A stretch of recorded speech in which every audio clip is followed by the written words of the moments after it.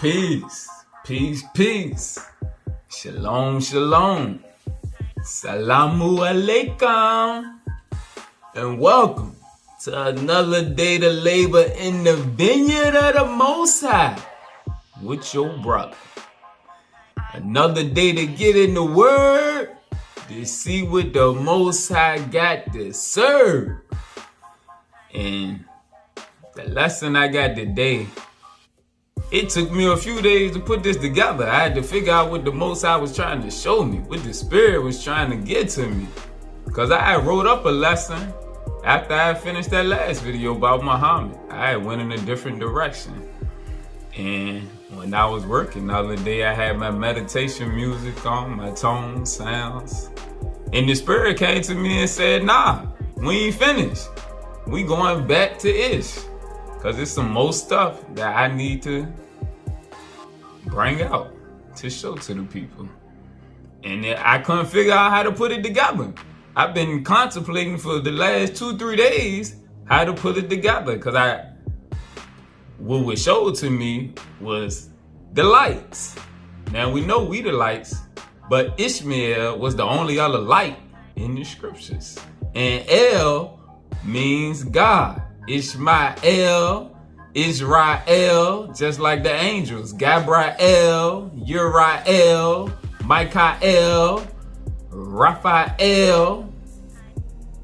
And I had to figure out the connection right there that the Spirit was trying to relate to me to put together. So I'm gonna take my time here and I'm gonna try to piece this thing together. And I know a lot of the hardcore Hebrews don't like hearing nothing about Islam or Allah because they can't get the connection right there because of the hardness of their heart and due to the teachings of the church in the camps. But the Most High got me on a mission. So the ones who can rock with it, you gonna eat. So this gonna be the first part, and the next one, we gonna do the other part. So that's what took me so long. I had to figure out how to put it together. And the Spirit made me show me I had to break it up into 2 parts so it can flow properly. So bear with me here, but we gonna eat, the ones who can process it. I'm gonna start in the Tanakh. You got your Bible, it's the same thing. I'm gonna start in the Tanakh. I'm gonna see the connection here between the lights and how the Most High use Abraham's children and their faith to enhance all the other nations, the Ishmaelites as well as the Israelites. But the everlasting covenant was through the Israelites, who the Ishmaelites are gonna convert to in the end, all right, and be restored themselves back into the good graces of the Most High. Because just like we had 12 tribes, it was 12 tribes of the Ishmaelites. In the same way, our image and our remembrance of us, the original Hebrews, then got thrown away. The image that we got of the original Ishmaelites is also then got trashed. And their memory has also gotten erased. Because they didn't got replaced by others. The same way we didn't get replaced by others. But the Most High put all of us back together in this melting pot over here in Turtle Island. All right, we're going to see. It's going to start to make more sense. It's going to make more sense, I promise. Because it took me a minute to grasp it. So it might take you a minute too. But hey, the Spirit, ask the Spirit to line it up for you the same way it lined it up for me. It took me a few days to contemplate, but let's eat. Genesis chapter 15, starting at verse 12. Genesis chapter 15, starting at verse 12. As the sun was about to set, a deep sleep fell upon Abram, and a great dark dread descended upon him. And he said to Abram, know well that your offspring shall be strangers in a land not theirs, and they shall be enslaved and oppressed 400 years. All right. So when we heard this, we automatically then been programmed and trained to think of ourselves, the Israelites. But what we don't know and realize, because this part of history been hidden too, is the Ishmaelites, the original Ishmaelites, they then got put in bondage with us over here. All right. So it's not just it's both of Abraham's seeds over here, the Israelites and the Ishmaelites. All right. As well, of course, with some Edomites. We gotta have the Edomites around us, but let's continue. Know well that your offspring shall be strangers in a land not theirs. We know that it's ours, but it got took from us. But our brothers got brought from overseas over here. All right, so we're gonna start to see part of that slave trade story got to do with our other brothers. All right, because we was already here, but they told us they brought all of us over here, which really they mixed the story up. We was already here, but some of my brothers did get brought over here to join us, the ones that look just like us. All right, and all of our identities, us as well as our brothers the original got our identities erased and hidden by others, and other people then took on both of our identities. Let's keep eating. And he said to Abram, know well that your offspring shall be strangers in a land not theirs, and they shall be enslaved and oppressed 400 years. But I will execute judgment on the nation they shall serve, and in the end, they should go free with great wealth. Now let's go over to Genesis 16. Genesis 16, verse 11. Genesis 16 and 11. The angel of the Lord said to Hagar, behold, you are with child, and shall bear a son, and you shall call him Ishmael. Ishmael, meaning God heeds. For the Lord has paid heed to your suffering. He shall be a wild ass of a man, speaking on Ish, his hand against everyone, and everyone's hand against him. And he should dwell alongside of all his kinsmen. He should dwell alongside of all his kinsmen.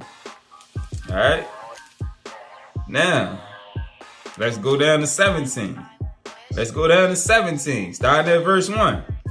When Abram was 99 years old, the Lord appeared to Abram and said to him, I am El Shaddai. That's what the Tanakh says right here. Hold on, let me hold it up for you.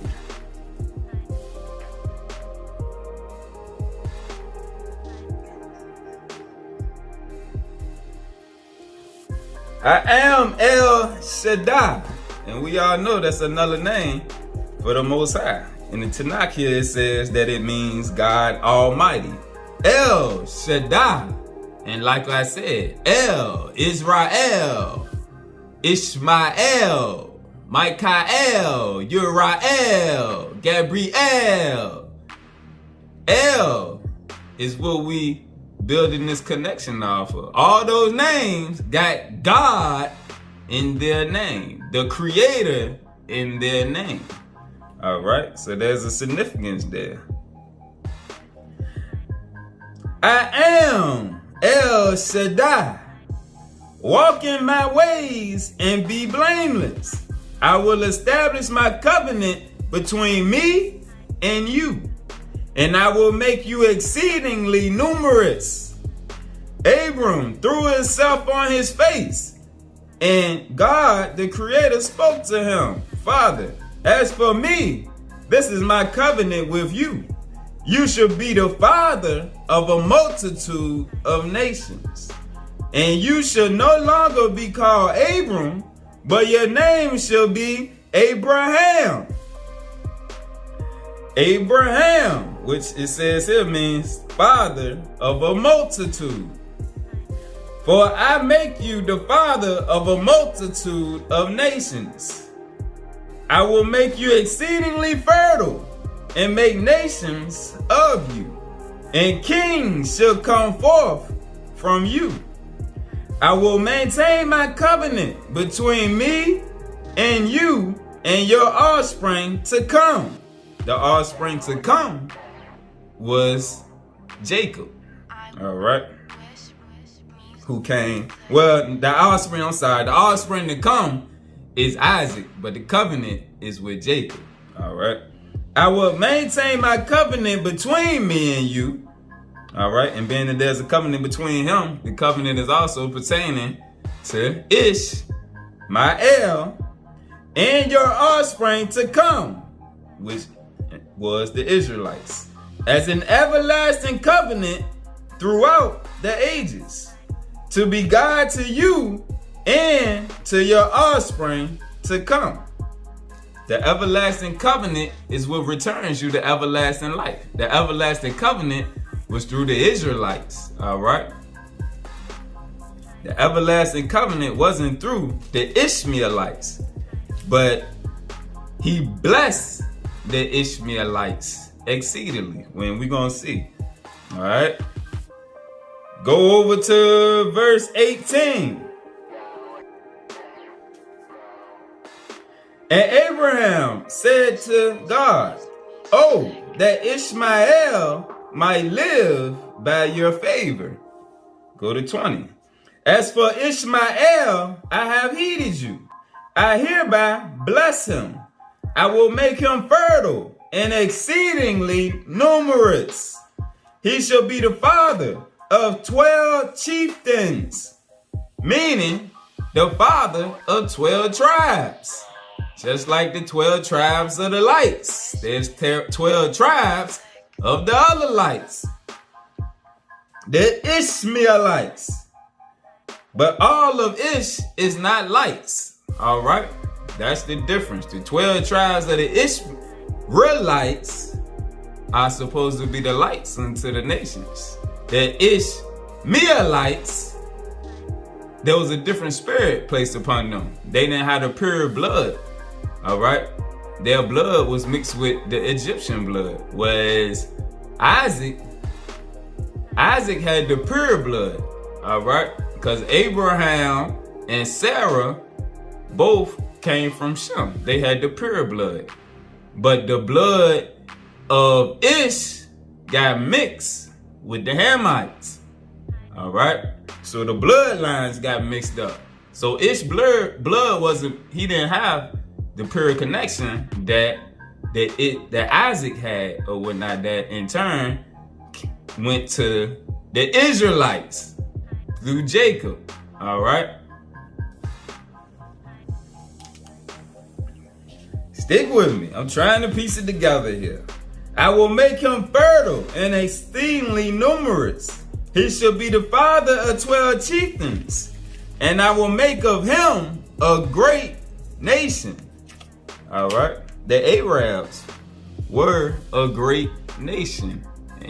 The Arabs, Turks, is plenty of Muslim nations that came from Ish.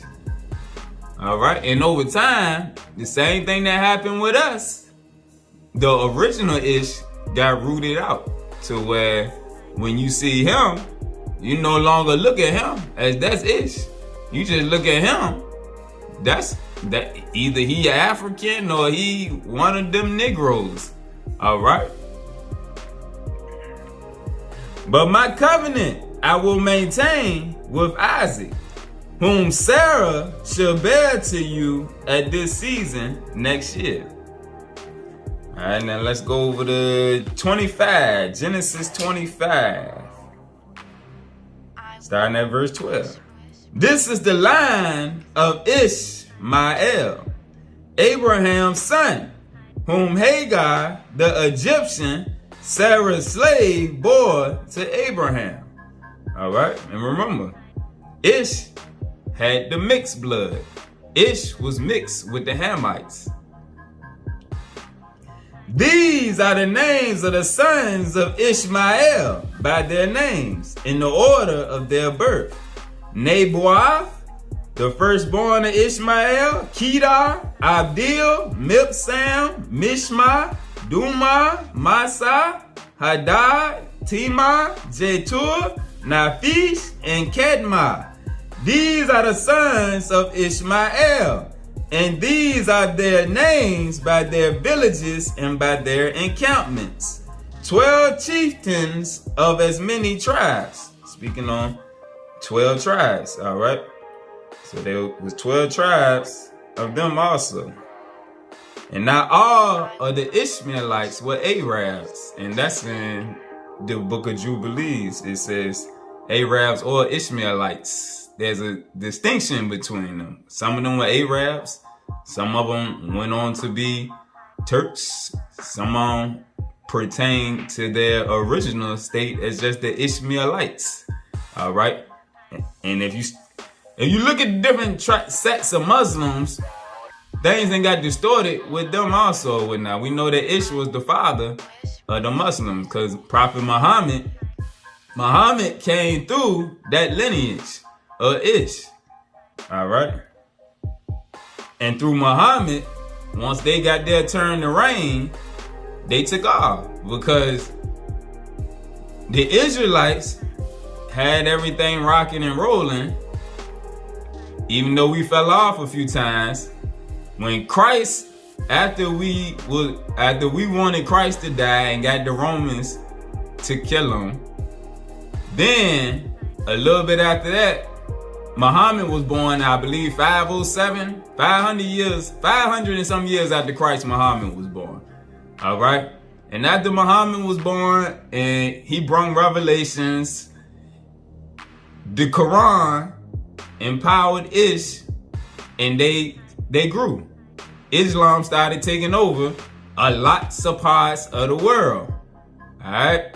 They started taking over a whole lot of things after we fell. All right, so the Most High gave everybody their chance to run things. Like he said, Ish was going to be blessed. Isaac, his seed, the Israelites, was going to be blessed. And he also gave the Gentiles their chance at the end. All right, so we reigned for a time. After we fell off, then Ish picked up. The Romans and Ish. They were going back and forth. And eventually, Ish got took down, parts of Ish, but parts of Ish was working with the Gentiles. All right, and some of them is the ones that sold us out, which was our own, the ones that look like us. We gonna see that too. The Moabites, all right, the Moroccans, the Moors that look like us, that was over there with the Hamites in the land of Africa. They the ones that led some of the other ones, the Gentiles, over here to us, that they knew that we was over here. All right. So I'm trying to piece it together the best way I can here to show what was showed to me. And we're gonna get some more documentation to show it, but I'm just trying to get a backdrop on the story. Whereas after the Hebrews turn to run things was over, the Romans came and took over.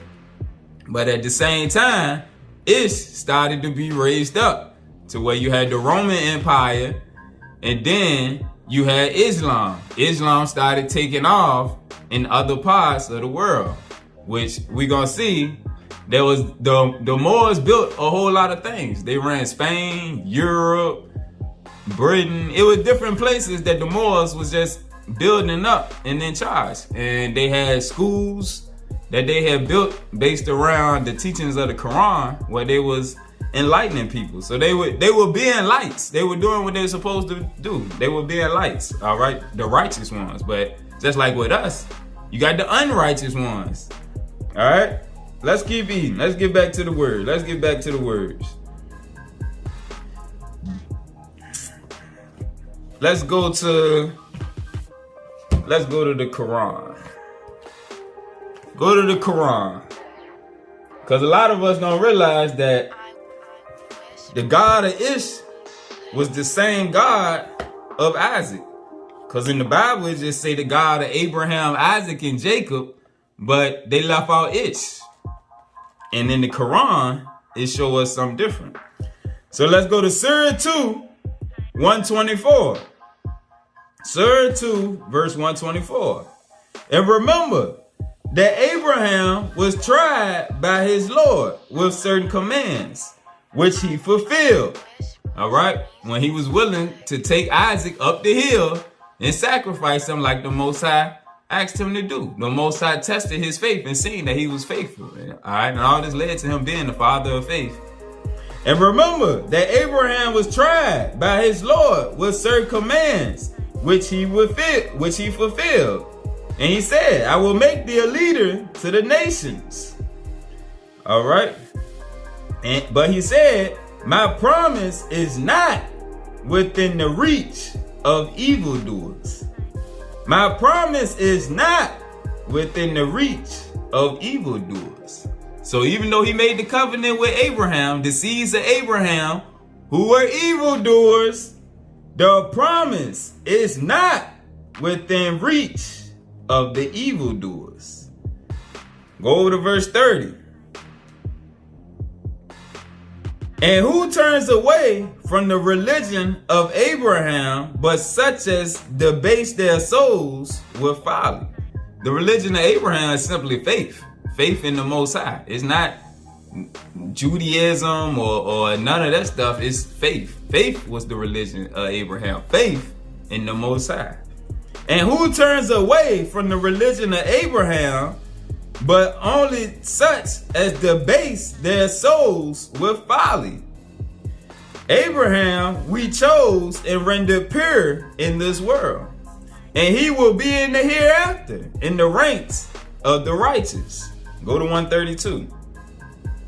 And this was the legacy that Abraham left to his sons, and so did Jacob.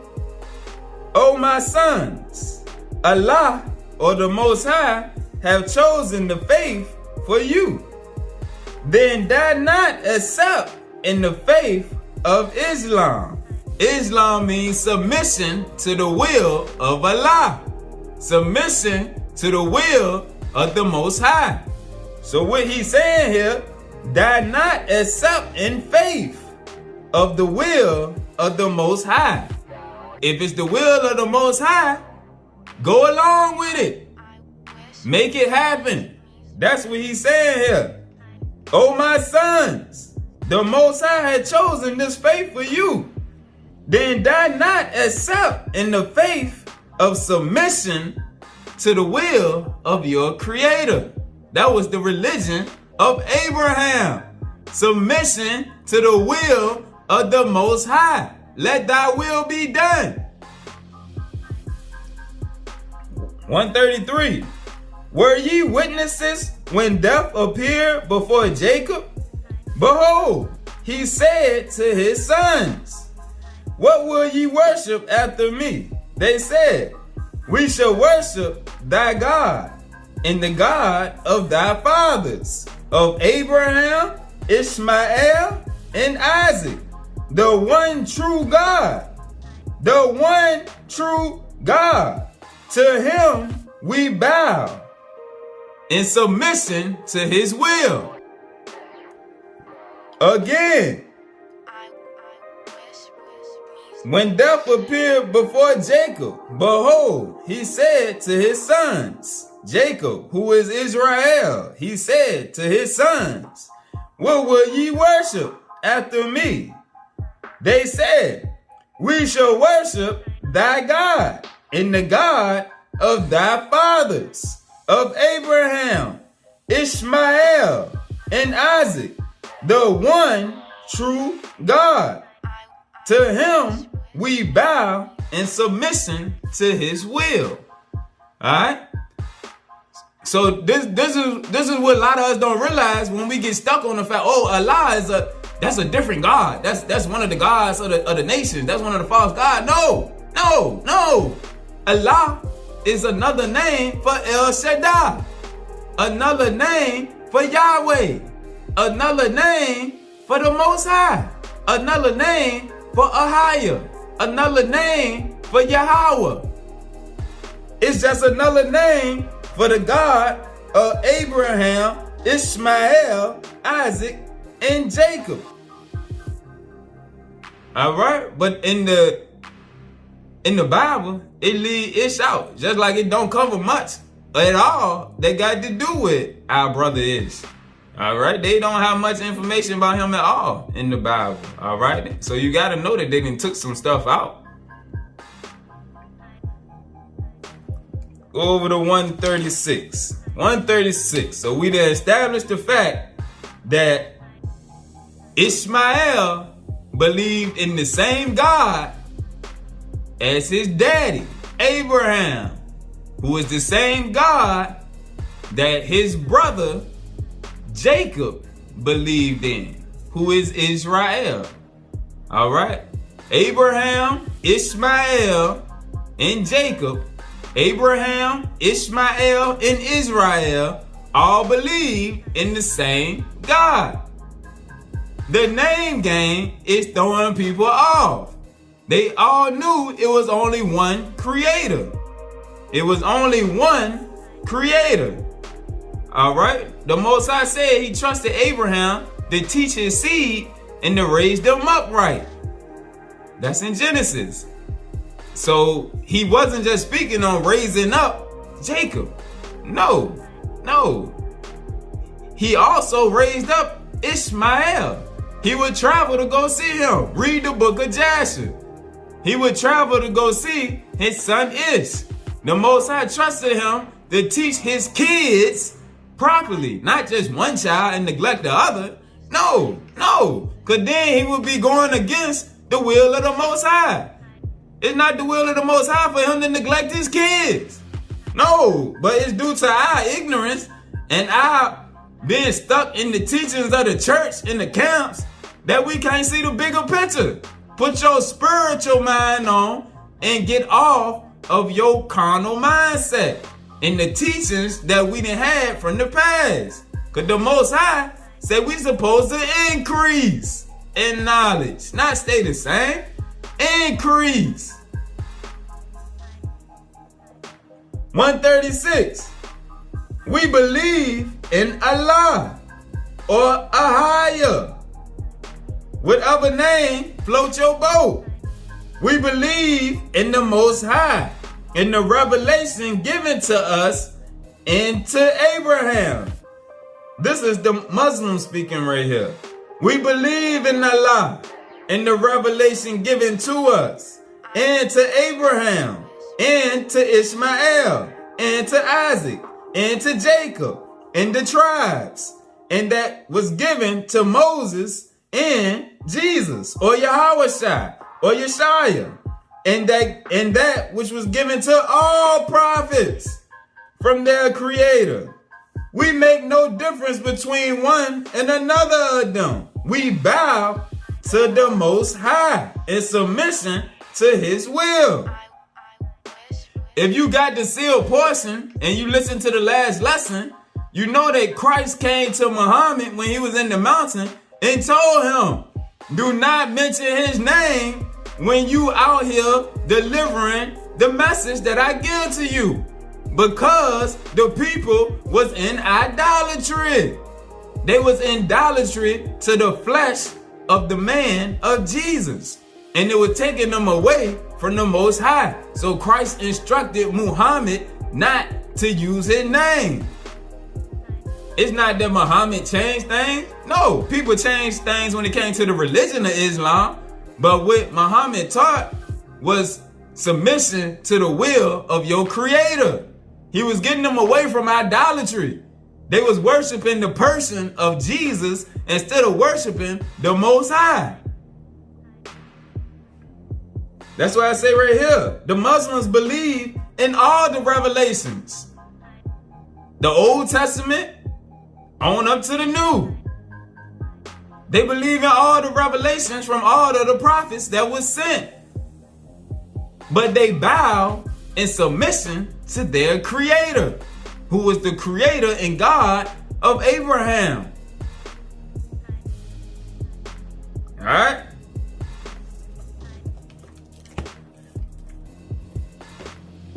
All right. Let's go to One World Tartarians right quick.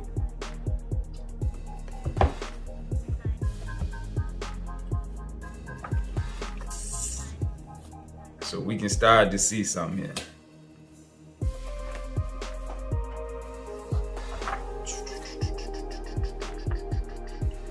All right, we're gonna start to see that.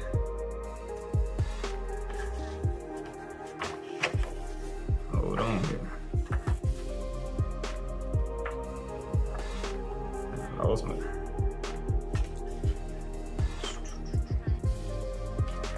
We started to see that when the Moors was running, the Moors they was taking trips. They was taking trips everywhere. They were the great navigators of the sea at the time. The Europeans weren't navigating the seas, but the Moors, the Muslims, they were navigating the sea. All right, going all over. They knew that we was over here. They knew we was over here. They was doing trading with the ones of us that was over here in the Americas. All right. So, page 56, it says, a Moorish African emperor, Abu Bakr, took 1,000 ships to the New World in the 1300s. And Abu Bakr was the brother of Mansa Musa. And if you know, Mansa Musa was the richest man ever to live. All right, we're going to read more about him in another book in a second. But his brother was the one that navigated all around. So Moorish navigators and seamen were highly sought in those days that the previously land-bound Europeans were in their infancy in navigational and maritime sciences. All right? But the Moors, who are descendants of Ish, they were the navigators of the sea all around. All right? And they already had been over here trading with us over here. And remember when I was saying how the Romans, after the Romans took us down in Jerusalem, the Hebrews, how they came in their reign, but at the same time, after Muhammad came and our other brothers Ish, his descendants started getting raised up, they turned into the great navigators of the sea. All right, and they started building and taking over places under the disguise of Islam, well, in the name of Islam. And they look like us. All right. So when, like in this book, when they talk about the Tartarian culture, it say the blackamoors, and we're gonna see some of the hijack right here, some of the whitewashing. All these are the descendants of the 12 tribes of Ish. And one thing you'll notice is none of them look like Mansa Musa.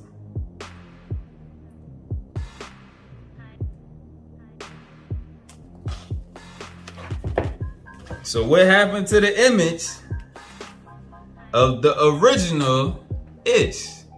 The same thing that happened to our image, the Israelites. We're gonna see it started to get took away. All right, the Most High gave them their time to rule, but he did the same thing to them that he did to us. And let's read about it right here. Page 73. The blackamoors in America. Although generations of Spanish rulers had tried to expunge this era from the historical record, recent archaeology and scholarship now shed fresh light on the Moors who flourished in Al-Andalus for more than 700 years in Spain. That was one of the provinces that they took over. Let's go up to the previous paragraph. The 16th century English playwright Shakespeare uses the word Moor as a synonym for African. Like that movie with Martin. I think it's called Black Knight or something, where they call him Black or More. It's speaking on us, letting us know who we was once upon a time. His contemporary Christopher Marlowe also used African and Moor interchangeably. Black soldiers, specifically identified as Moors, were actively recruited by Rome and served in Britain, France, Switzerland, Austria, Hungary, Poland, and Romania. Again, black or indigenous soldiers, specifically identified as Moors, were actively recruited by Rome and served in Britain, France, Switzerland, Austria, Hungary, Poland, and Romania. Saint Maurice, patron saint of medieval Europe, was only one of many black soldiers and officers under the employ of the Roman Empire. So even the Roman Empire, they had ish in positions of power. And the ish that they had in positions of power don't look nothing like the pictures that we just was looking at. That's why when you see them different pictures in the Vatican, they have pictures of ones that look like us. They got statues of ones that look like us, that they say was the Moors. All right? The Ishmaelites, before their images, right along with their brothers, got erased. Now let's keep going.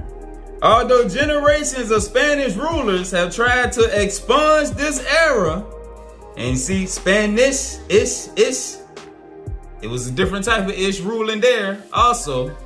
And like I always say, it's a family affair. Everything is brother fighting against brother. All because of the mark of the beast, the money, the system that put all us against each other, that Adam warned his children about in the beginning, in the sealed portion. So we just tying pieces of the puzzle together here. Tying more of the pieces of the family affair. Where the original parts of the family got pushed aside by the ones that came later on. Or whatnot, but it was all a part of the Most High plan. That's what we gonna see. Although generations of Spanish rulers had tried to expunge this era from the historical record, recent archaeology and scholarship now shed fresh light on the Moors, who were Ishmaelites, who flourished in Al-Andalus for more than 700 years. From 711 AD, 711 years after the birth of Yeshua, until 1492, the year that Columbus supposedly landed in the Americas. The Moorish advances in mathematics, astronomy, art, and agriculture helped propel Europe out of the Dark Ages and into the Renaissance. The Moors brought enormous learning to Spain that over centuries would percolate through the rest of Europe. The Moors brought enormous learning to Spain that over centuries would percolate through the rest of Europe. All right? So do we see what our brethren lights was doing after our light had got extinguished because we wanted to kill our brother Yahawashai because we was busy arguing, fighting amongst each other and not wanting to follow the ways of our God, who is the same God as the true the true Muslims. All right. But because Muhammad came and increased their faith and strengthened their faith, the Most High fulfilled his word and blessed them. He blessed them. And they took over and ran things. And they were alike to the Gentiles before We got raised back up to be a light to them. They were lights to them, like we read right here. The Moorish advances in mathematics, astronomy, art, and agriculture helped propel Europe out of the Dark Ages and into the Renaissance. They were being lights. The Ishmaelites were being lights. The Moors brought enormous learning to Spain that over centuries would percolate through the rest of Europe. The intellectual achievements of the Moors in Spain had a lasting effect. Education was universal in Moorish Spain, Black Spain, while in Christian Europe, 99% of the population was illiterate. And even kings could neither read nor write. At a time when Europe had only 2 universities, the Moors had 17, located in Almeria, Cordova, Granada, Jaén, Malagna, Seville, and Toledo. In the 11th and 12th centuries, public libraries in Europe were non-existent, while Moorish Spain could boast of more than 70. And remember, Moor means black, so Moorish Spain was when the ones that looked like us was in Spain ruling. The Ishmaelites, the real lights, the Ishmaelites, not the ones that didn't have the light that were, we read in the Quran, the ones that was that was going against the teachings of the Most High. The lights followed the Quran. The Ishmaelites followed the Quran the same way the Israelites were supposed to follow the word, the Bible. All right, they were more faithful. The faith of Ish is strong, and as we go on, we're gonna see that's why they set up a lot of schools based around the teachings of the Quran. They just wanted to educate themselves with the Quran and their children with the Quran. But we are different. That's why the Most High said, my people, a peculiar people, stiff-necked, hard-hearted. But they, through the teachings of the Quran, were different. Moorish Spain could boast of more than 70 universities, including one in Cordova that housed hundreds of thousands of manuscripts. Universities in Paris and Oxford were established after visits by scholars to Moorish Spain. It was this system of education taken to Europe by the Moors, taken to Europe by the Blackamoors, that seeded the European Renaissance and brought the continent out of the 1,000 years of intellectual and technological gloom of the Middle Ages. So the Blackamoors were a light unto the Gentiles at first. All right, look right here.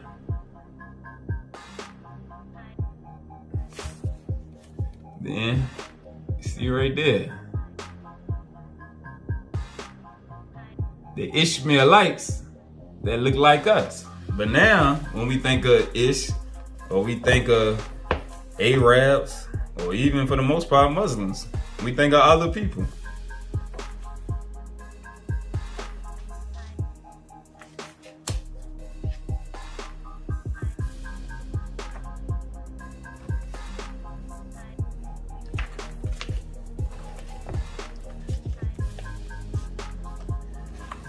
A lot of these different structures was built by our brothers.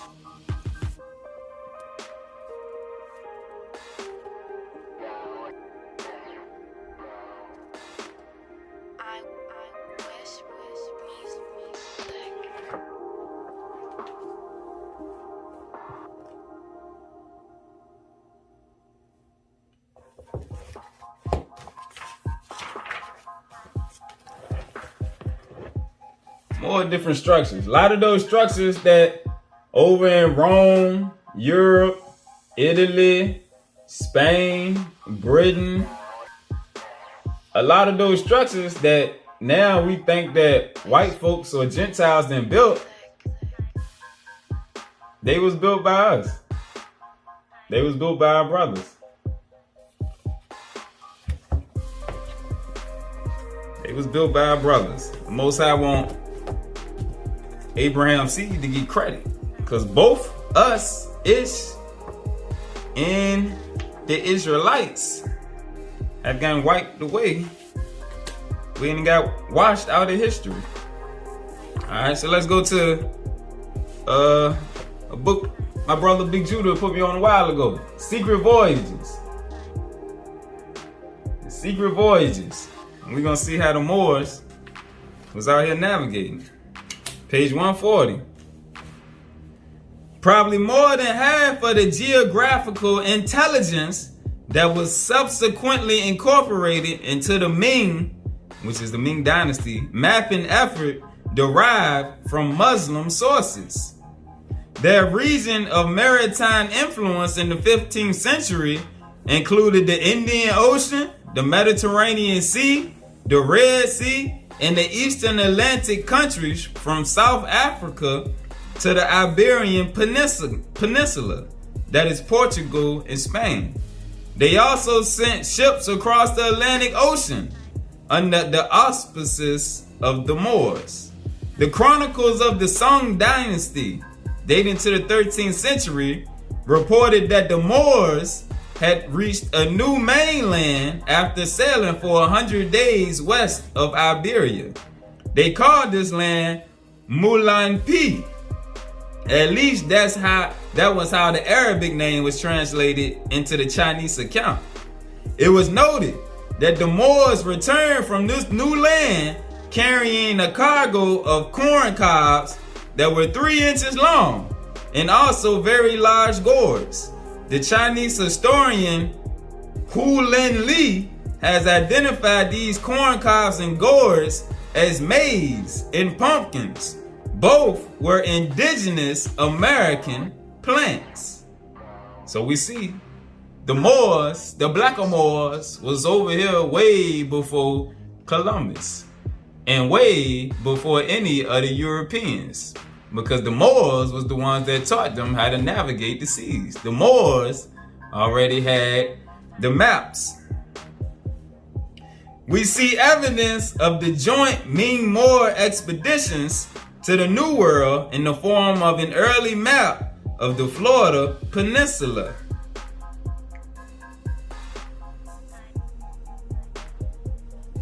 Apparently, Chinese or Muslim surveyors had made a very accurate map of the area prior to 1436, and this map subsequently fell into the hands of Portuguese agents. And you know, that's who Christopher Columbus worked for.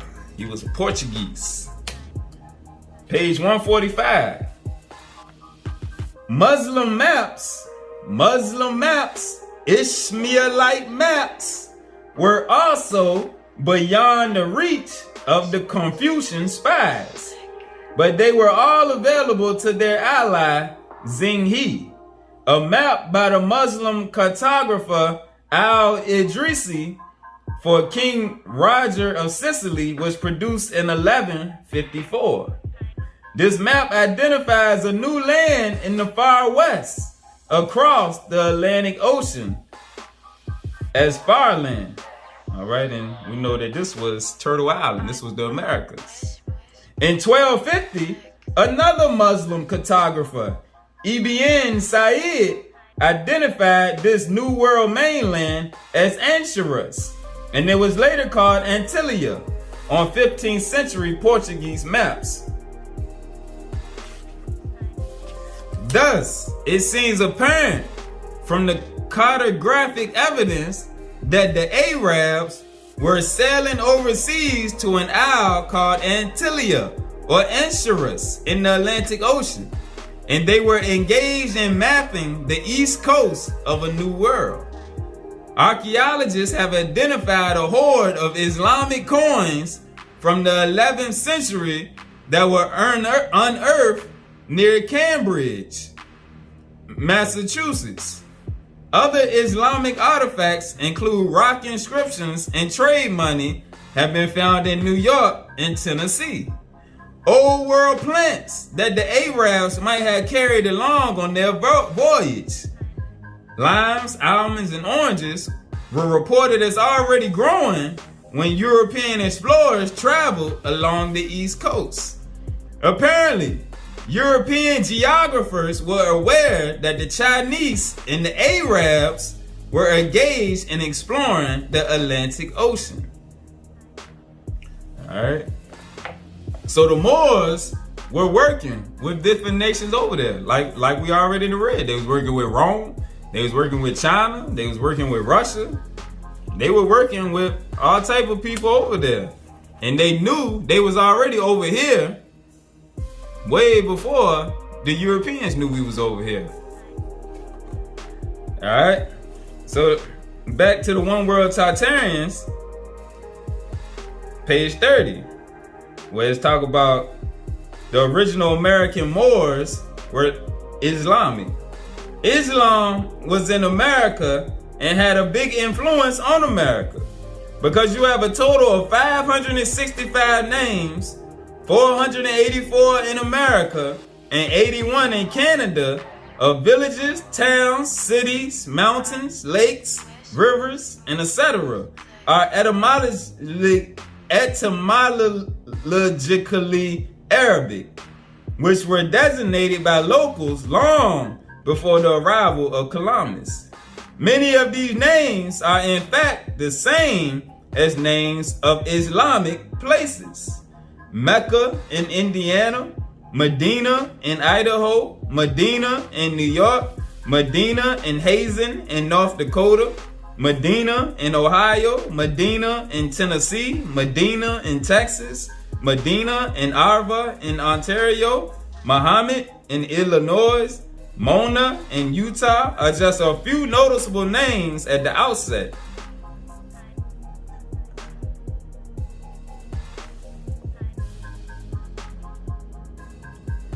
A closer analysis of the names of some of the native tribes will immediately reveal their Arabic etymological ancestry. Anasazi, Apache, Arawak, Iraqana, Chauvin, Cherokee, Cree, Hohokam, Hupa, Hopi, Maka, Mohican, Mohawk, Nazca, Zulu, and Zuni are only a few. Islam was everywhere in the Americas. One just has to look for it because you can see the evidence from Queen Califia to Alabumye. Speaking on, it got Alabama in parentheses. Alabumye to Tallahassee. Speaking on Tallahassee, Florida. To Medina, Ohio. To Morristown, New Jersey, to Islamorada, Florida, and to Alhambra, California. So yes, Muslims have left a big impact on America. What happened to the Berber Saracen Muslims of America?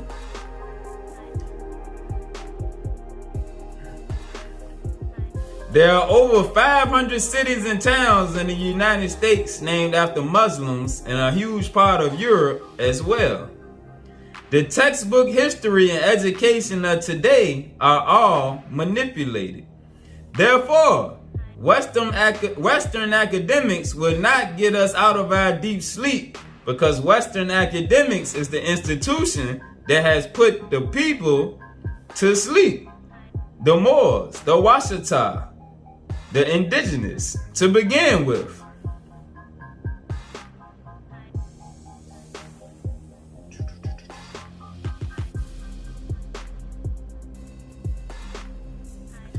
Now, in the eyes of the hijacked Hebrews, the fake Brews, the Templars, aka the Holy Roman Empire, the Habsburg dynasty, the Holy Land was in possession of infidels, aka Muslims. Therefore, they were authorized via the Dumb Diverses of 1452 to take Muslim Jerusalem. All right, and he tying things together here because there was Aboriginal ones of us over here who weren't Muslims, but we had many spiritual systems. So there was also ones of us who were Muslims. So it's no all or nothing. Like right here, he's saying that they did diverses to take down the Muslims, but it was to take down all of the Aboriginal people, the Israelites as well as the Ishmaelites. Because what we started to see is like we read in Genesis, all of us was over here together. We are integrated over here, away from the Europeans. All right, so let's get more of that. Next, we're gonna go into the servants of Allah. And look at them. They look just like us. When you think of Ish, the same way we changed our image when we heard Israelite, Hebrews, even though we know it's 12 tribes of Hebrews. So the so-called Mexicans, so-called Latinos, so-called Native Americans, all of the melanated people, other Americans, is the different tribes of the Hebrews. But we failed to realize when we heard Ish, that one of the tribes of Ish looked just like us. It's just like looking in the mirror. Because we together is Abraham's seed. But there's a different spirit. That's the piece. That's the main piece of the puzzle. It's the spiritual part. That's why the Most High teaches don't go off of what the skin look like. The Most High is not a respecter of person. He's not a respecter of your flesh. It's your spirit. And that's what we had to learn to read as lights, the Israelites. We had to read the spirit and not the flesh, because all of us then got mixed together. And if you remember in the Old Testament, Ezra was going crazy because we was mixing with everybody. And the Most High was trying to keep our bloodline pure. All right? He needed a pure bloodline. All right, so let's get started with this. Servants of Allah, African or Hamite Muslims enslaved in the Americas. Ishmaelites enslaved in the Americas. Because they was enslaved right here with us. But history don't give us this part right here. They just want us to think that they came over here and tried to convert all of us to Christianity. Nah, those brothers and sisters over here that was already worshiping Allah, praying 5 times a day to the east, that had Qurans. And we're going to see that part of history was left out.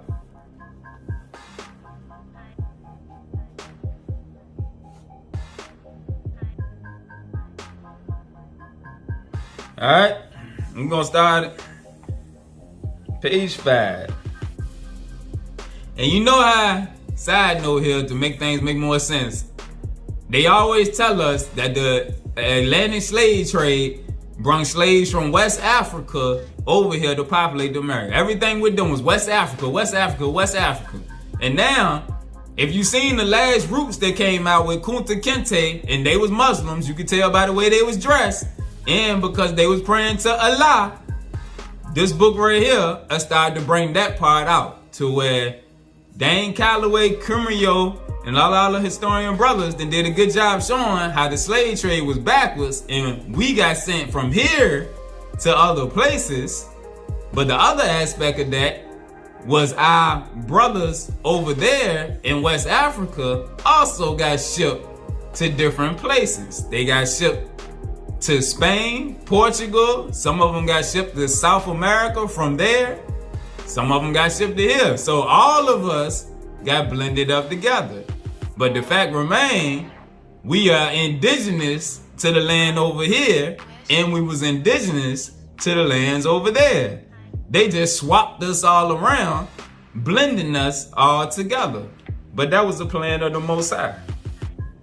All right, so right here, West African Muslims belong to a much larger sphere an Islamic world with pockets of followers, from Spain to China. The West African Muslim world had direct economic, religious, and cultural ties to Maghreb, Egypt, and the Middle East, and was involved in what today will be called a global market of ideas and goods. Kingdoms and empires. Remember, the Most High said he was going to make princes and kings out of Abraham's descendants, and he said Ish was going to have 12 princes, and he was going to make them a mighty nation. Kingdoms and empires such as Kanem and Mali had established diplomatic relations with Morocco. All right, Morocco was one of the different tribes of Ishmaelites, as well as Tunisia, Egypt, and Algeria. The Sultan of Kanem Dunama built a school in Cairo for his subjects who were studying there. Mansa Musa of Mali, when we read Abu Bakr, who was navigating the seas, Mansa Musa was his brother that I was speaking on. They was from the Mali kingdom. All right, they was Moors, they was Muslims. And Mansa Musa was the richest man that ever lived, but history don't teach us nothing about him. Mansa Musa of Mali, who on a pilgrimage to Mecca in 1324, spent so much gold that he single-handedly drove the gold market down, brought back to his country lawyers and descendants of the Prophet Muhammad, as well as Spanish-born Muslim architects, and sent numerous students to North Africa.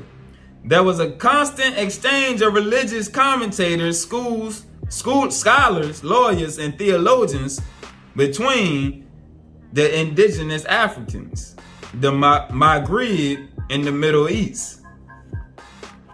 The Muslims were the catalyst of change and modernization in West Africa. Wherever Islam spread, encouragement was given to the learning of Arabic and to the foundation of both small schools for teaching the reading of the Quran, and higher schools for deeper study of the Arabic language and the literature of Muslim people, more especially the theological and legal literature, which was to form the basis of both the spiritual and temporal life of the new converts. Once established in the area as the language of the religion, Arabic was soon put to other more worldly ends for purposes of trade, politics, and family records. Literacy in Arabic is of primary importance in Islam because believers rely on the Quran not only to understand the religion, but also to guide them in their daily life. The same way the Most High told us to use the book, the Bible, to guide us in our daily life. That's what the Christians are supposed to do. The Muslims are dedicated to the Quran, the true ones. In the same way the true so-called Christian or the true Hebrews are supposed to be dedicated to their scriptures also, to guide them. Like it said right here, the same way they look to the Quran. Not only to understand the religion or the tie to their creator, but also to guide them in their daily life, to provide them with the right prayers for different circumstances, and to instruct them on legal matters and proper social behavior.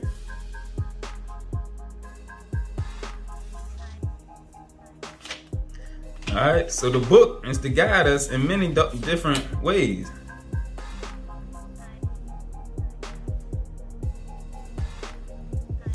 European visitors were surprised by the number of schools in West Africa compared to the norm in their own country. So they were surprised when they seen all these Muslim schools.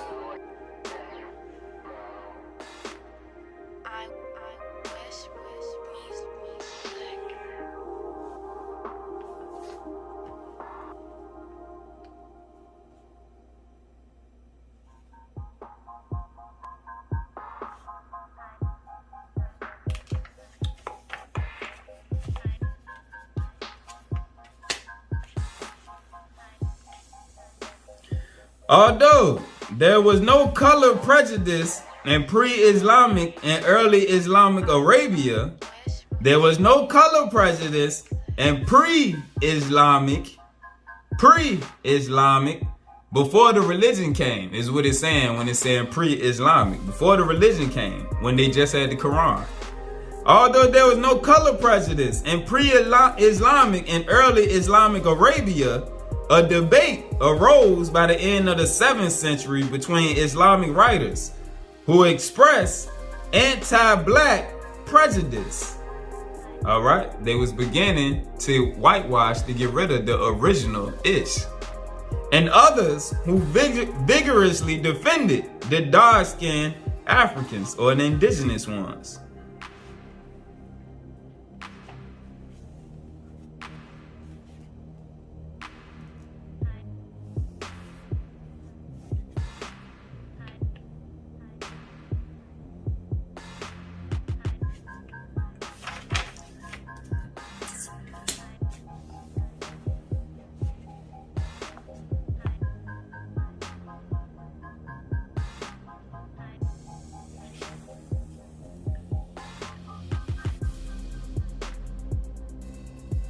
The papal bulls of Nicholas V in 1454 and Calixtus III in 1456 justified Portugal's slave trade as a crusade for Christianity.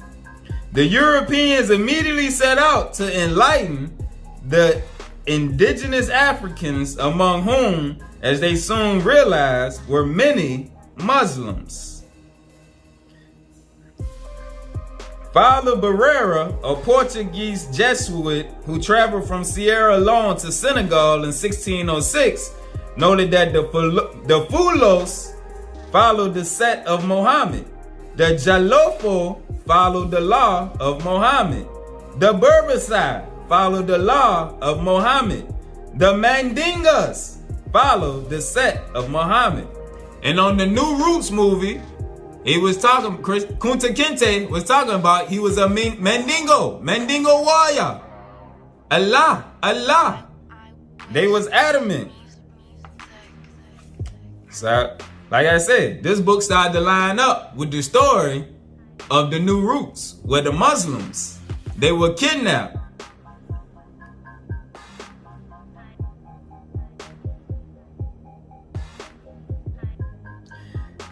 Senegambia brought to Spain by the Arabs have been known in Europe since the 13th century. All right, and what you'll start to see is the Arabs started to turn on the Moors. There was a separation because the Arabs, they didn't look like the indigenous Ishmaelites or the indigenous Hamites or Africans.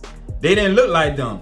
So a distinction started to be made. The same way we done got weeded out and put to the bottom, the original Ishmaelites also started to get weeded out. All right, and though they were all Muslims, they started having jihads, religious wars, and they would start taking each other. They go through it in this book with the jihads, how Muslims was having wars against each other. Senegambians brought to Spain by the Arabs had been known in Europe since the 13th century. But by 1447, they were coming directly from Africa to the Iberian markets. Between 1489 and 1497, 2003 African slaves were sold in Valencia, Spain, and the majority were said to be from the tribe of Wolof. Many more were offered on the Portuguese markets. All slaves living in Catholic lands were forcibly baptized. A simulacrum of Christian conversion, coupled with nominal religious instruction, was deemed sufficient to turn the idolaters and the zealots of the sect of Muhammad into Christians, called Ladinos. The Ladinos were the first indigenous Africans to be introduced into the New World as early as 1501. Direct trade with the African coast was forbidden for fear that with Africans coming straight from Africa, Islam would find its way into the new colonies. Moorish control over Grenada had ended. The Blackamoor control over Grenada had ended only in 1492.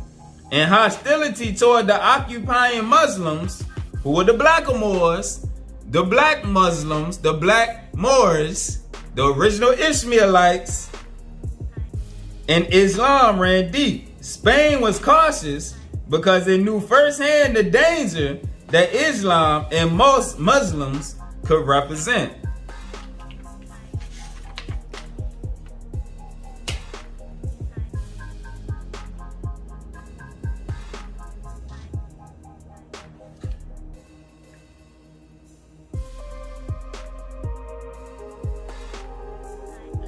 After the first slave uprising in the New World led by the Wolof in 1522, a royal decree of May 11, 1526 specifically forbade the introduction of the Wolof Negroes from the Levant or Middle East, those who had been raised with the Moors.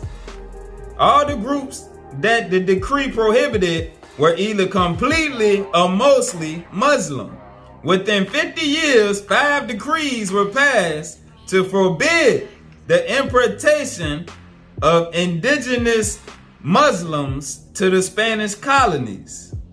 The colonists claimed that the Muslims incited the other nations to rebellion, and it was feared that they would take Islam to the Indians, the natives of us that was over here.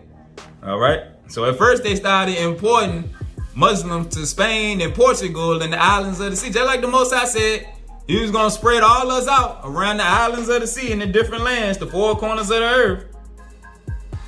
A few years after the establishment of a regular slave trade between Africa and the islands of the Americas, a series of events led to the shipment overseas of numerous Senegalese, among them many Muslims. This chain of events started in the Jollof Empire, founded in the 13th century by a Muslim dynasty, an Ishmaelite dynasty, originally from Wallo on the Senegal River.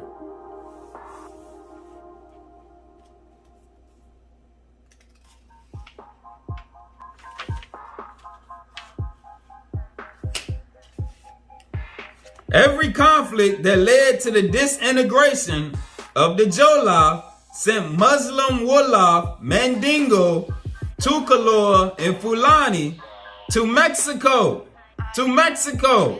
Peru, Colombia, and Hispaniola. All right, so that's why they were sending these Muslim, let's read it again. Tribes, that's the word I was looking for, the Muslim tribes. Every conflict that led to the disintegration of the Jollof Empire sent Muslim Wolof, Mandingo, Tucolor, and Fulani to Mexico, Peru, Colombia, and Hispaniola. The presence of these Senegalese prisoners of war had profound repercussions in the Spanish colonies. In 1522, the Wolof of Hispaniola led the first indigenous or African slave revolt in the history of the Americas. And they also rebelled in Puerto Rico and Panama. These are islands where they was importing our Muslim brothers and sisters. Between 1533 and 1580, the majority of the slaves in Cartagena, Colombia, were Wolof and Fulani. The Wolof, Berberi, Mandingo, and Fulani were the main groups represented in that city. And despite their different languages and customs, they were united through belonging to Islam. The Senegambians were the first Africans to be sold to the New World. right, so what we starting to see, our Ishmaelite brothers, the Arabs, turned on them along with some of their other brothers, and started enslaving them, sending them to the islands over here.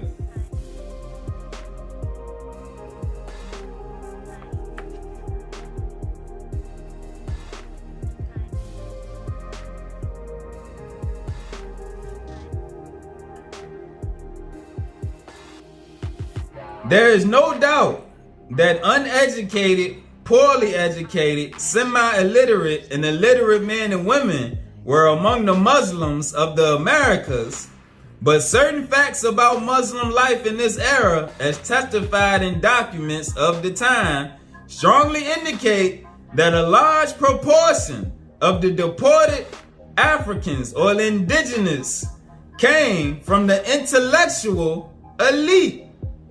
A large proportion of the deported African Muslims came from the intellectual elite.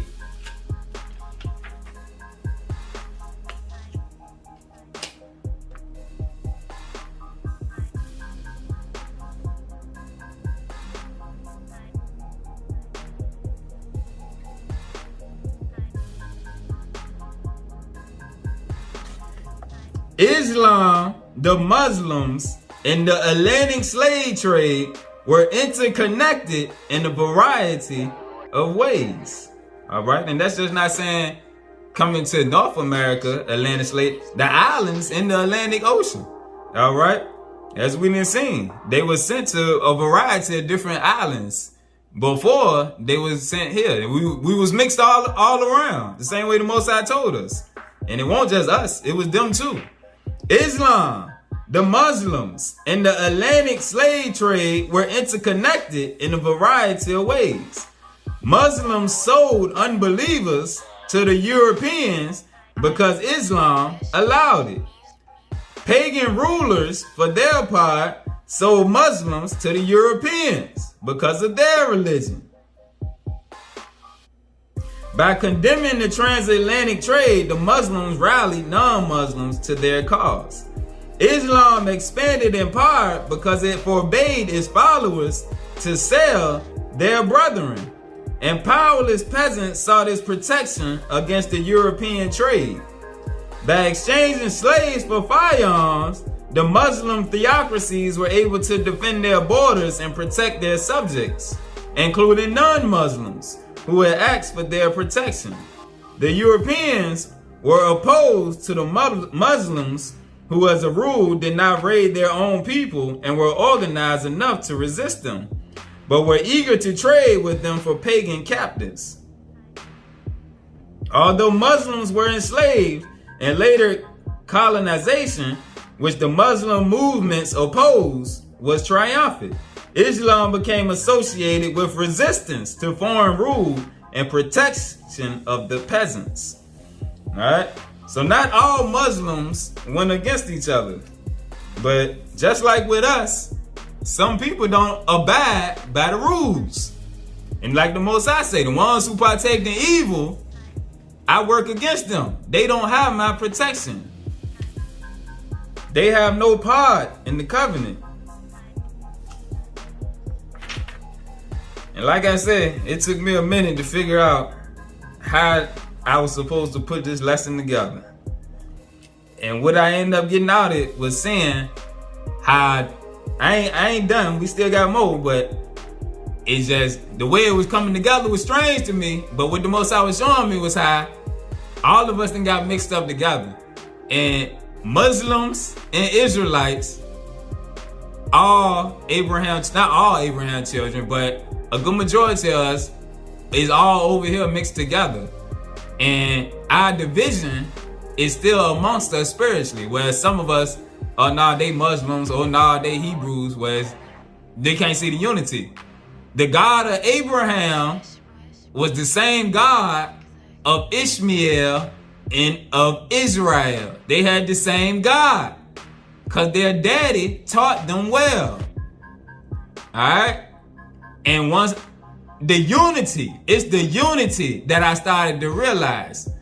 When the Muslims realized that the Israelites got the same God that they got, because they all Abraham children, the unity is what the Most High is looking for. He always talk about us fighting against each other, but the unity.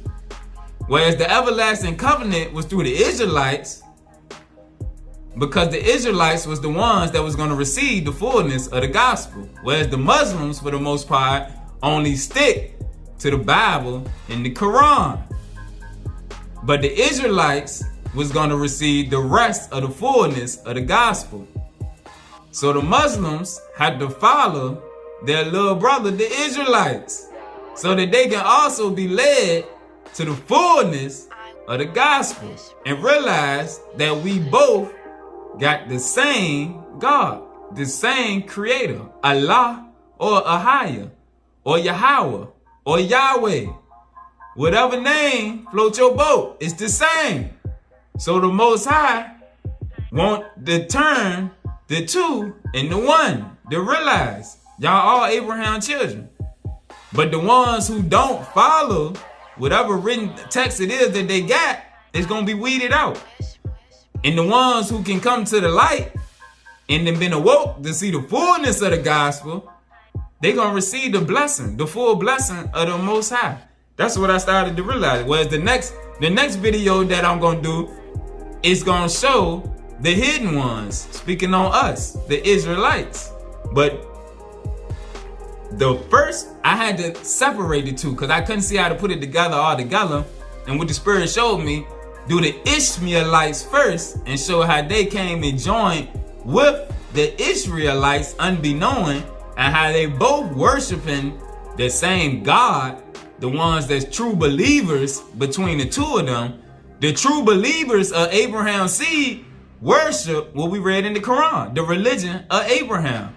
We worship the Most High in submission to his will. And we believe in all of the revelations. The revelations from Moses on up to Nephi, all the way through. We believe in the Bible. We believe in the Apocrypha. We believe the New Testament, the Old Testament, the Quran. We believe in the whole fullness of the gospel. The Book of Mormon, the sealed portion, the sealed Book of Mormon, the books of remembrance. We believe in all of the books, all of the revelation, all of the prophets. Oh, let's get back to it. I just had to throw that out there.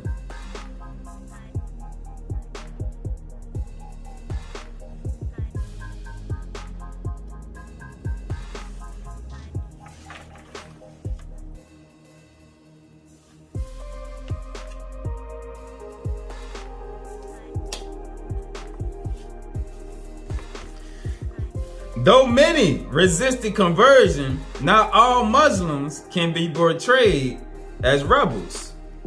Where the missionaries wanted convinced converts, the Muslims could reject conversion under the pretext, for instance, that they did not believe in the Trinity. Yet, where pressure was strong, they had to compromise. Muhammad Gordo Bakuka has left a vivid description of the practice of imposing Christianity on the slaves. He explains how as soon as he arrived on his master's plantation in Pernambuco, Brazil, he had to conform to rites that were void of any meaning to him or to the other slaves. We all had to kneel before them, images made of clay, the family in front and the slaves behind. We were taught to chant some words which we did not know the meaning of. We also had to make the sign of the cross several times while worshiping. My master held a whip in his hand, and those who showed signs of inattention or drowsiness were immediately brought to consciousness by a smart application of the whip. This mostly fell to the lot of the female slave, who would often fall asleep in spite of the images, crossings, and other pieces of amusement. Conversion, at least superficial ones, were thus achieved through harsh punishment. After the Muslim revolt of 1835, the Brazilian masters had 6 months to baptize their slaves and give them some religious education. after which they were liable to a fine for each non-Christian slave they owned. The Muslims of Brazil, who formed the largest Islamic community in the Americas, could not openly oppose forced Christianization because of the repercussion it entailed. In the British, Danish, Swedish, and Dutch West Indies, the situation was quite different. The Protestants were opposed to conversion because they feared that enslavement was no longer justified if the heathen became Christian.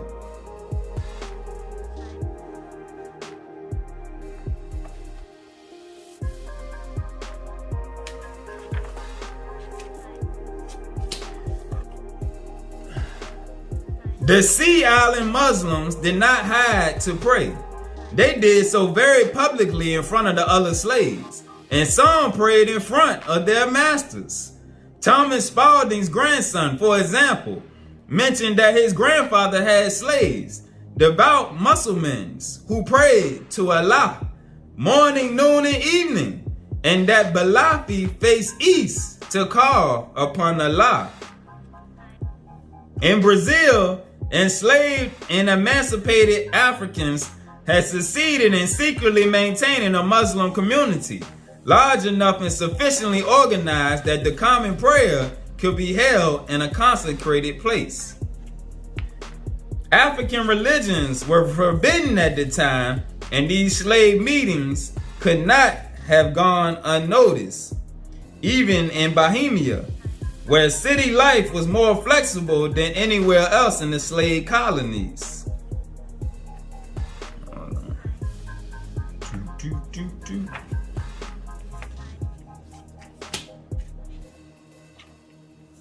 The Muslims were firm believers, and they defined themselves in the rest of the world according to religion. Quite consistently, the Muslims who spoke or wrote about their capture and enslavement stressed that they had been captured by infidels and sold to Christians. It is clear that in their opinion, the main difference between them and their captors was not ethnic, but religious. In the same manner, the main difference between them and the Europeans was not skin color, but religion. When they got to America, they entered the Christian world.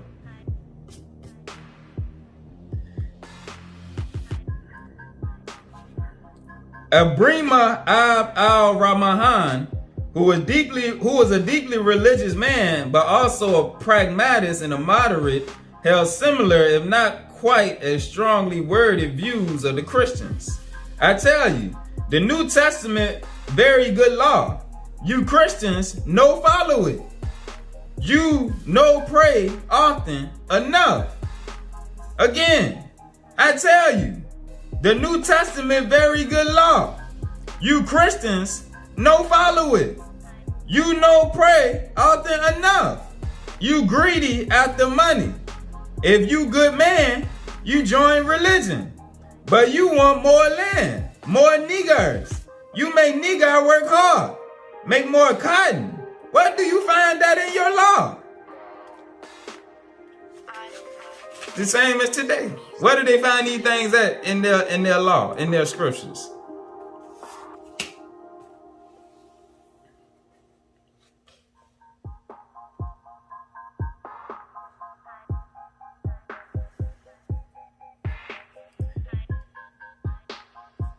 These Muslims were expressing views deeply rooted in their religion.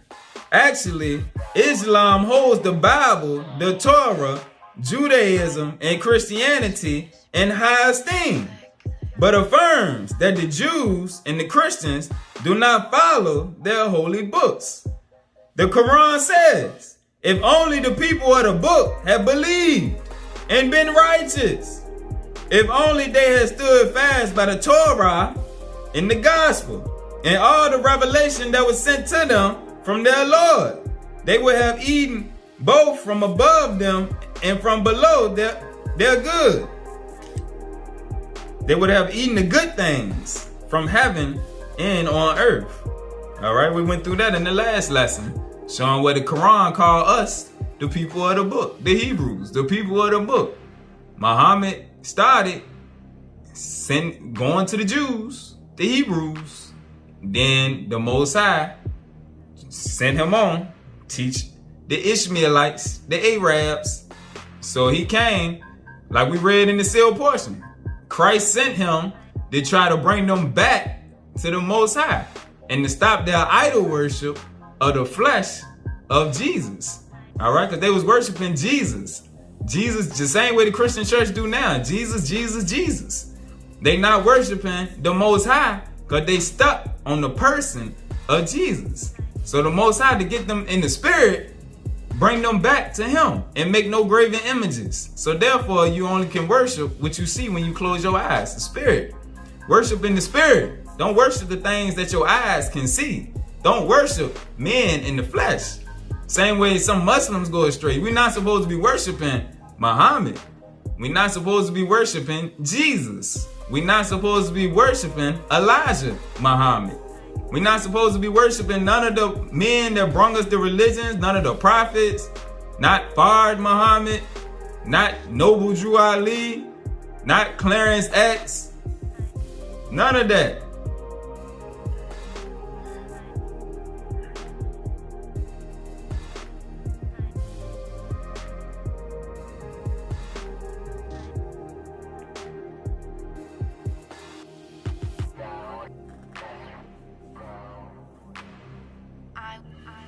Because they did not have a race or a class consciousness, speaking on the Muslims, they saw the Americans primarily not as whites or as slaveholders, but rather as Christians.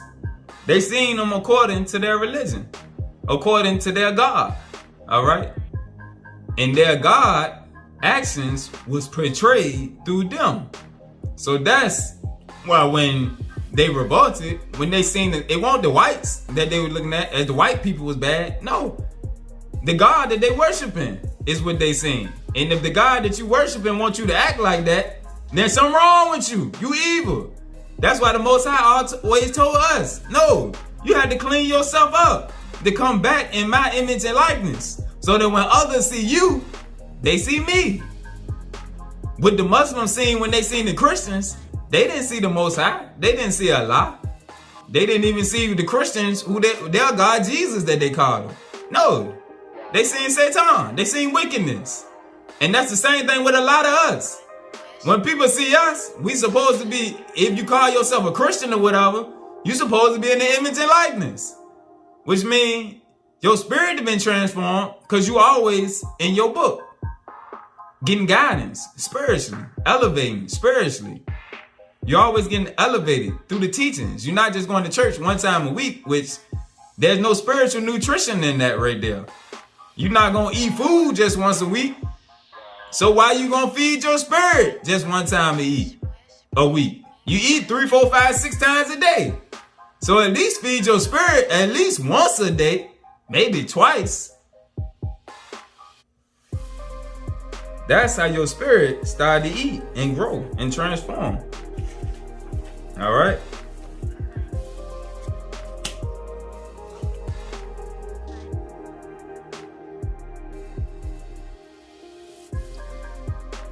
Because the American system of racial classification did not recognize intermediate strata, the mulattoes, for example, as the Latin system did, there could only be inferior blacks and superior whites. Within these limits, a particularly intelligent black had to stop being black. A particularly intelligent black had to stop being black and become an ersatz white. He could be one solely by becoming an African white, that is an Arab. An African white, that is an Arab. So the Arabs were different. They came to be different than the original Ishmaelites. And over time, they continued to transform even more to where the Europeans started to separate them. An intelligent black had to stop being black and become an earth-sad white. He could be one solely by becoming an African white, that is, an Arab. The only Africans who could qualify for this co-option were the Muslims, as their religions and their literacy in Arabic could be touted as tangible proofs of their Arabic origin. Not their Ishmaelite origin, but their Arab origin. The same way we don't have an Israelite origin according to them, we got an African or a slave origin, a black origin. So what we saying, the Israelites, the Ishmaelites, the original ones, they were stripped of their identity too. The same way we were stripped of our identity. And that's why neither one of us can see each other. And neither one of us can see the reflection of ourselves in the mirror. The true ones, the ones that stood true to the faith, like Abraham said, like the Most High said, the ones that are true to the faith of Abraham, not the ones that go astray, because all of Israel is not Israel. The same way all of the Ishmaelites are not Ishmaelites, but a remnant. With the whitening of the elite slaves, the basis on which slavery rested was not threatened. Blacks were still subhumans and thus fit to be enslaved.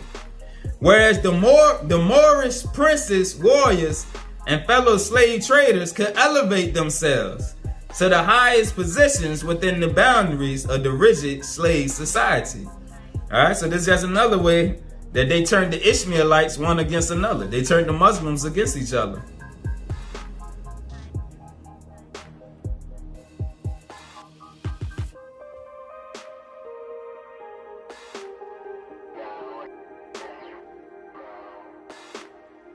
The Mohammedan Negroes brought to Brazil from that African area, which had been most deeply penetrated by Islam, were culturally superior, not only to the natives, but to the great majority of the white colonists.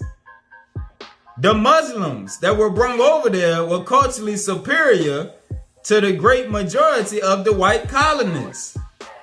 Portuguese and the sons of Portuguese with almost no education. Some of them illiterate, most of them semi-literate. The Muslims came with education and understanding. In the eyes of the slaveholders, the Muslims' literacy was dangerous because it represented a threat to the whites' intellectual dominion, and a refutation of the widely held belief that Africans were inherently inferior and incapable of intellectual pursuits. The African skills constituted a proof of humanity and civilization that did not owe anything to the Christians' supposed civilizing influence. If these men and women could read and write, if they were not the blank stakes or the primitive savages that they have been portrayed to be, in order to justify their enslavement, then the very foundation of the system had to be questioned. This issue was so potent that, as discussed in the previous chapter, North Americans felt compelled to deny the Africanness of the outstanding Muslims and to portray them as Arabs.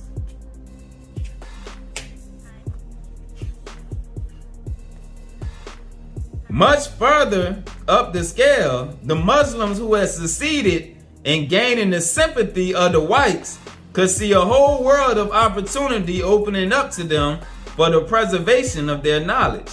References exist in the 19th century documents to Bibles in Arabic that the Christians gave to the Muslims, and some have been preserved.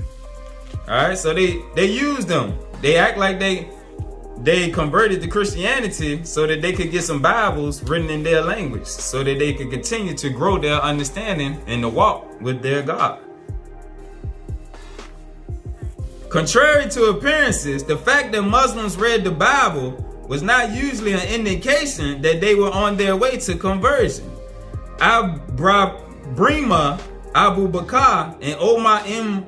Said, for example, had Bibles in Arabic. But none of these men converted truthfully.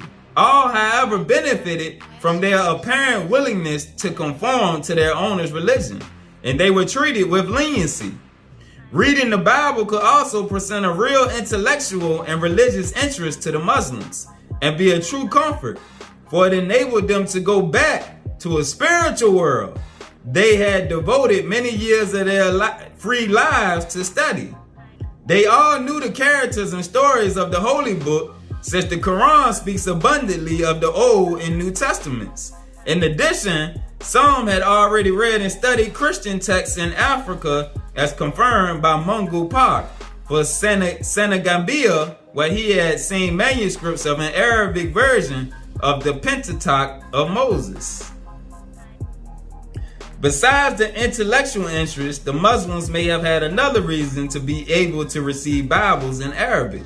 To have them was the most efficient way, when Qurans were not available, of preserving their literacy. The Muslims were looking for an opportunity to maintain important skills, not to exchange their religion for another. The three reasons: owner's indulgence, spiritual interest, and maintenance of literacy, that could induce Muslims to read the Bible in Arabic were probably intimately linked.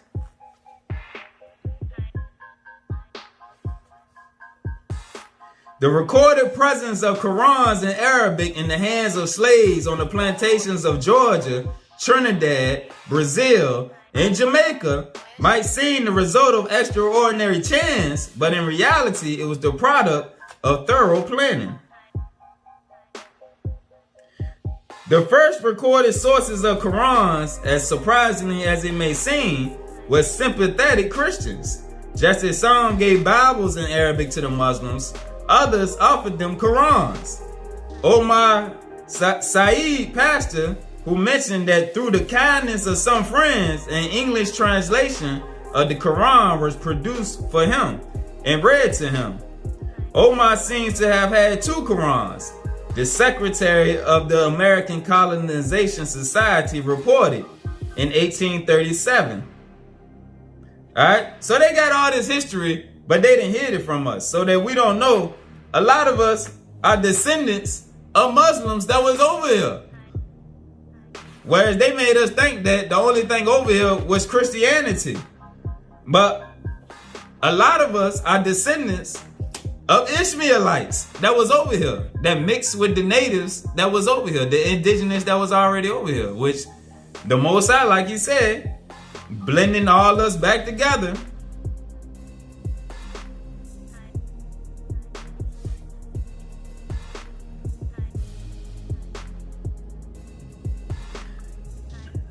Another indication of the fear that Islam and the rebellious Muslims inspired in the Spaniards, as well as of the diversity of measures taken to control them, can be found in the Moros y Cristianos.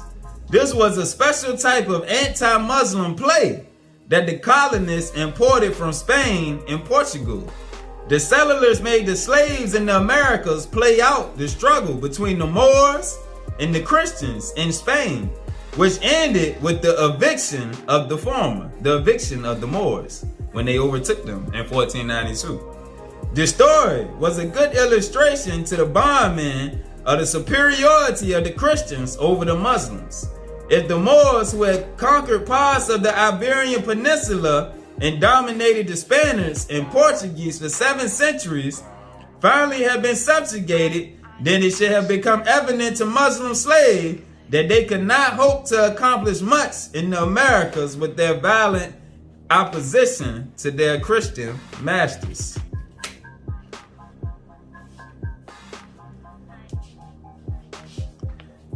All right, so let's see how the Muslims was involved in the Haitian Revolution. Another popular leader who attained mythical status in Haitian history was Boukman. He was not born a Saint Domingue, but came from Jamaica, smuggled by a British slaver. He definitely entered Haitian history when he galvanized a large assembly of slaves gathered on the night of August 14, 1791. In a clearing in the forest of Bois Cayman, during this voodoo ceremony, Bookman launched the general revolt of the slaves with a speech in Creole that has remained famous. He denounced the God of the whites who acts for crime, whereas the God of the slaves wanted only the good. But this God who is so good orders you to seek revenge, he pounded. He will direct our arms, he will assist us. Throw away the image of the God of the whites who is thirsty for our tears, and listen to freedom, which talks to our hearts. A week later, 200 sugar estates and 1,800 coffee plantations were destroyed by the slaves, who were said to have cut the throats of 1,000 slaveholders. At the beginning of November, Bookman was shot dead by an officer as he was fighting a detachment of the French army with a group of Maroons. His head was severed and fixed on a pole and exposed on a public square in Cap Français. Bookman was a man of the book, speaking on the holy writings, as the Muslims were referred to even in Africa. In Sierra Leone, for example, explained in English lieutenant, the Mandingo were prime ministers of every town, and they went by the name Bookman. It is likely that Bookman was a Jamaican Muslim who had a Quran, and that he got his nickname from this, as many Muslims had done and will continue to do. He had climbed the echelons of the slave's power structure and had reached the top. He was a trusted professional slave. He was also at the top of the slave's hierarchy in another way. He was recognized as a priest. This sounds similar to the Nat Turner story, don't it? He was a priest. He has passed down in history as a voodoo priest. But this does not mean that he was such, because the Muslim factor largely has been ignored. Any religious leader of African origin in the Caribbean has been linked to voodoo or obeah. Again, any religious leader of African origin in the Caribbean has been linked to voodoo. All right? So like they teach us, it was voodoo that they used to revolt in Haiti. Well, it's saying right here, one of the brothers that stirred them up, he was a Muslim. Other marabouts and the Muslims in general played a crucial role in the Haitian results and ultimately in the Haitian Revolution through their occult skills, literacy, and military traditions. And the Muslims used Arabic to communicate during uprising. Though their role and contribution have not been acknowledged, the Muslims were essential in the success of the Haitian Revolution. The Ishmaelites were essential in the Haitian Revolution. With a documented presence of 500 years, Islam was, after Catholicism, the second monotheistic religion introduced into post-Columbian America. All these religions, hold on, I skipped some. It preceded Lutheranism, Methodism, Baptism, Calvinism, Santeria, Cambobi, and Voodoo, to name a few. All these religions are alive today and are followed by the vast majority of the indigenous African descendants, but in the Americas and the Caribbean, not one community currently practices Islam as was passed on by preceding African generations, indigenous generations. Where Orthodox Islam exists in America, it has been reintroduced by immigrants from the Middle East, Southern Europe, Asia, and recently West Africa again. The United States is the only American country. The United States is the only American country with a native Muslim population of so-called African descent. We know anytime they put African, they either speaking on us, the way they call us over here African all the time, like we already know. But we just use indigenous because we indigenous to both lands. That don't mean that we came from Africa. That's just how they labeled us, as African or Ethiopian, because they say all us looked alike. The United States is the only American country with a native population with a native Muslim population of indigenous descent. There was a lot of indigenous Muslims over here, is basically what it's saying. Not all of us, but a lot of us was indigenous Muslims, as well as there was a lot of us that was in the other spiritual systems also. It's one book called 500 Tribes. I think it's a book that I seen El Daya use. 500 nations or 500 tribes, but it showed it was many different nations, tribes of us over here. All right, but we all worship one creator, but we just had different spiritual systems amongst us. In the United States, in contrast, scholars have a keen interest in the history of slavery and in African cultural and religious survivals. And more studies on these subjects have been produced in the United States than anywhere else in the Americas. Nevertheless, Muslims have been conspicuously absent from works relating to African Americans, indigenous Americans, the original Americans. There is no mention of Islam or Muslim Africans in any of the major works on the slave trade and slavery. No reference to their story, contributions, or presence can be found in publications on African American culture or religion.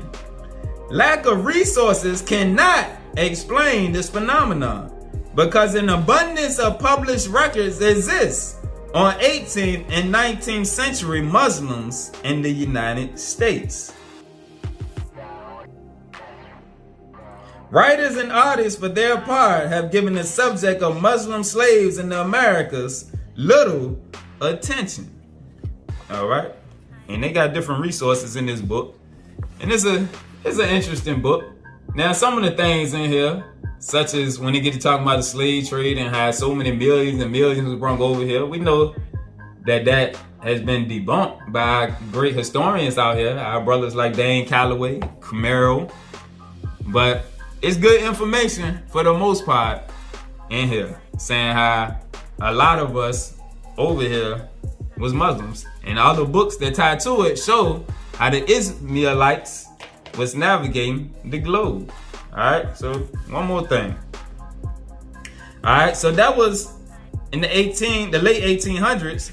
And we know that in 1830, Joseph Smith published the first Book of Mormon. All right, so now we're going to get to see to the awakening part, where the Muslims that came over here, they were literate. Where the ones that was over here, the white folks, the Gentiles, they didn't allow us to read. But the Muslims that they brung over, they were already literate. And on the islands that they was on, some of them was allowed to have their Qurans and to get Bibles. And being that they could read and they was getting them in their language, they was able to teach others. All right, so that was the beginning of the Most High starting to awaken some of us over here that was mixed in with our brothers that got sent over here. All right, because when Joseph Smith came out with the Book of Mormon in 1830, we still won't read. All right, but the Holy Quran of the Moorish Science Temple of America. All right, we know the Blackamoors, the Moors. We know that was us. All right, Noble Drew Ali. He wrote this in 1927. All right. So W.D. Fard Muhammad came and taught Elijah Muhammad. Elijah Muhammad came a little after Noble Drew Ali. Noble Drew Ali, it says, the prophet and founder of the Moorish Science Temple of America, to redeem the people from their sinful ways. To the fallen sons and daughters of the Asiatic nation of North America, need to learn to love instead of hate, and to know of this higher self and lower self. This is the uniting of the Holy Quran of Mecca for the teaching and instruction of all Moorish Americans. Because remember, the Moors was over here. They was ruling Spain and Portugal up until 1492, when they got enslaved with the Israelites, all right, the ones of us. So he came trying to uplift us back to our Moorish heritage. Some of us that was Moorish, all right? Let me read the part of it. And we're speaking on this being released. The reason these lessons, speaking on the Circle 7 Quran, the reason these lessons have not been known is because the Muslims of India, Egypt, and Palestine had these secrets and kept them back from the outside world. Alright, so we see where the other tribes of Ish, some of the other tribes of Ish, was holding on, hiding the information, because they didn't want it to get out. The reason these lessons have not been known is because the Muslims of India, Egypt, and Palestine had these secrets and kept them back from the outside world. And when the time appointed by Allah, or the Most High, they loosened the keys and freed these secrets. And for the first time in ages, had these secrets been delivered in the hands of the Muslims of America. All authority and rights of publishing of this pamphlet of 1927. This was right before this was what preceded the 50s and 60s and the awakening that occurred in that time period. The Moorish Science Temple in the Nation of Islam was starting to raise brothers and sisters back up through Islam with a knowledge of their self. While Joseph Smith had given the Gentiles the Book of Mormon in the fullness of the gospel, because the Most High was giving them their time to run things, all right? And now we're going to see the crash course of how Islam jump-sparked us back then with Brother Malcolm, because this was in 27. Brother Malcolm came in the 60s, and he upgraded a whole lot of us mentally, spiritually, all right? And that was the beginning of the spiritual spots that the Most High sent back, where he used the Ishmaelites to start the spot within the mind of the Israelites, all of the ones that had true faith. All right?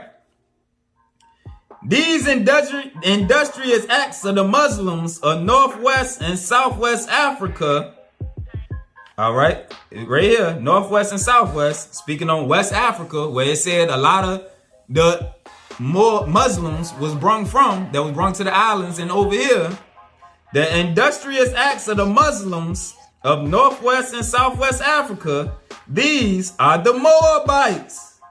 The Moors, if you get to studying, like I done been to a few Moorish science temples, they consider themselves descendants of the Moabites. All right, the ancient Moabites, they say, are their descendants.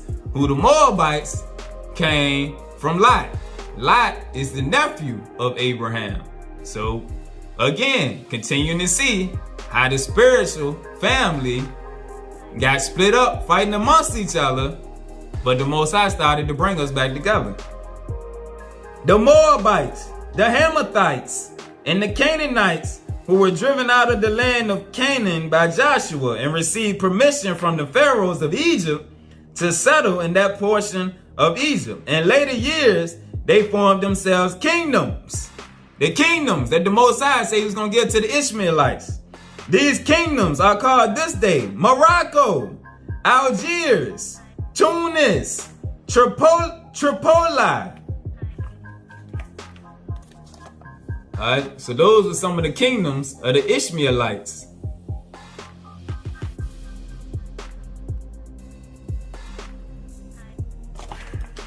Alright, and also, let's see.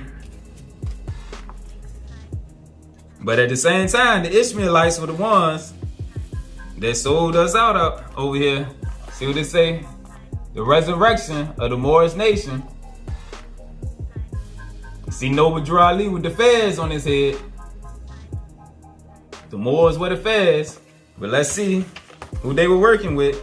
The Sultan Abdul Aziz Abu Sa'id, the descendant of Hagar, now the head of the holy city of Mecca.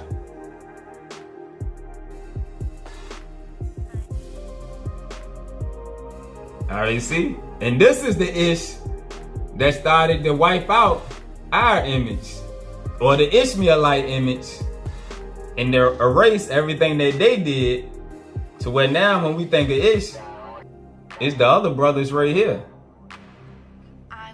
And the Ishmaelites were working with some of them to hide the truth. All right. So when we read in Psalms 83, hold on, let me pull it up right here so we can tie this together, because this is gonna lead into the next lesson. Most High had me deliver this part first. Psalms 83, where it says, for your enemies, starting at verse 3, your enemies, and I'm reading out the Tanakh, so it's gonna sound different than your King James. For your enemies rage, your foes assert themselves. They plot craftily against your people. They take counsel against your treasured ones. They say, let us wipe them out as a nation, that Israel's name will be mentioned no more. Unanimous in their counsel, they have made an alliance against you. The clans of Edom, the Ishmaelites and the Edomites, of Moab. Alright, where it say Moab. And remember, Noble Drew Ali taught us that the Moabites are who the Moors descend from. Alright. So we got the Moors, who are the Moabites, with Edom, because Esau took Ishmael's daughters to wife. And then we have some of the ones right here, the other part of Ish that was working to wipe us out as a nation. And in the process, they wiped out the Ishmaelites who was assisting them at the same time. All right. So that's a piece of the puzzle to show how the Most High used the children of Abraham and put us all together. Like he said, your kids together are going to be enslaved 400 years, because we end up getting mixed back together because they got brung over here to join us. But by them getting brung over here, other ones of them came to spot their awareness in them through Islam. Islam was given to us from the Quran. It's based around the teachings of Prophet Muhammad, who in the last lesson we seen that Christ sent Muhammad to take the people away from the idol worship of Jesus and to get them back to following the Most High. So what the Most High showed me, which was why I was 3 days pondering on how to put this together.